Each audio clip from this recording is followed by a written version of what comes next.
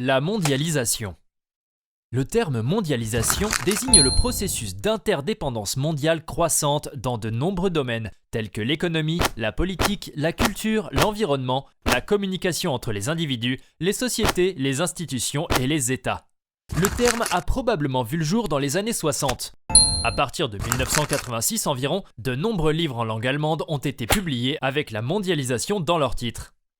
Les 3 points suivants peuvent être mentionnés comme étant la cause de la mondialisation. Point numéro 1. Progrès technique sous forme d'innovation de produits et de procédés, notamment dans les technologies de communication et de transport. L'essor rapide de l'Internet et la croissance des processus numériques sont les principaux moteurs de la mondialisation. Et bien sûr, n'oublions pas l'augmentation du trafic aérien mondial et la conteneurisation des marchandises générales, qui ont permis de rendre plus efficace le transport, le transbordement et le stockage intermédiaire. Point numéro 2.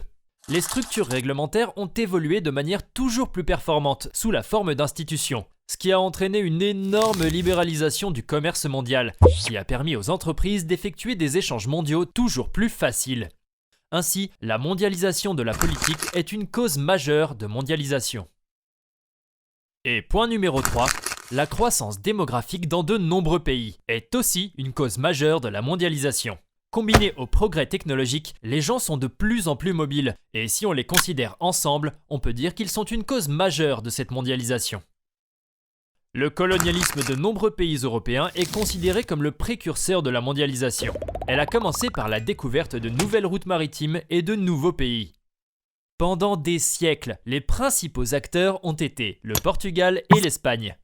L'Angleterre est devenue la première puissance maritime du monde. L'Empire britannique, peu après la disparition de Napoléon. De 1880 à 1914 environ, de nombreux pays européens ont tenté d'amener ou de maintenir des colonies sous leur influence. Plus tard, les États-Unis et le Japon ont suivi. Comme vous pouvez le constater, surtout au cours des dernières décennies, la mondialisation est de plus en plus profondément ancrée dans notre société et affecte la vie de presque tous les habitants de la planète. La mondialisation est un sujet complexe et il y a encore beaucoup de travail à faire, notamment de la part des politiques et des entreprises, pour que le plus grand nombre de personnes puissent bénéficier de la mondialisation à l'avenir.